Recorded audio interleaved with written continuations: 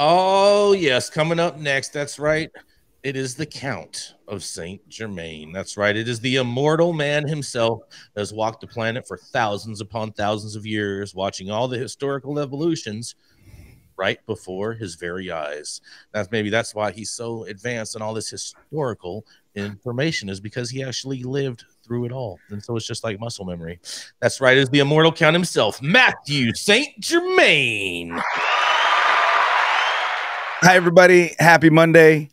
Thank you in advance for having patience with me. I just did a whirlwind of hero doses of psychedelics for my friend's level 5 birthday party in the woods.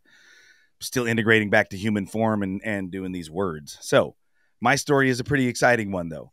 The Canadian government is appropriating $2.3 million in support for Indigenous cannabis entrepreneurs in British Columbia. More opportunities for Indigenous cannabis entrepreneurs in BC will soon be made available, according to the province.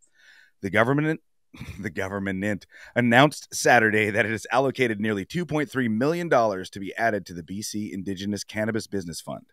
The goal is to increase Indigenous participation within BC's cannabis industry.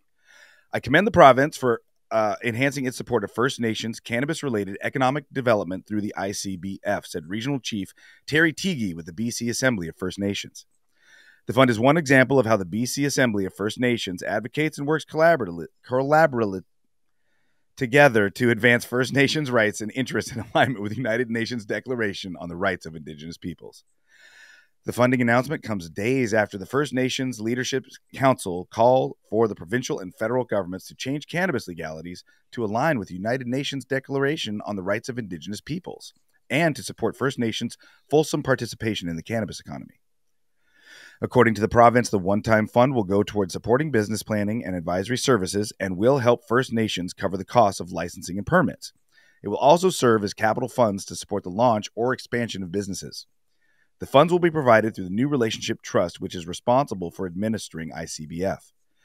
The cannabis sector can be a multifaceted decision for First Nations communities and entrepreneurs, said Walter Schneider, New Relationship Trust CEO. The additional funding means unlocking more opportunities for First Nations seeking to advance their own path toward economic development in the regulated cannabis industry.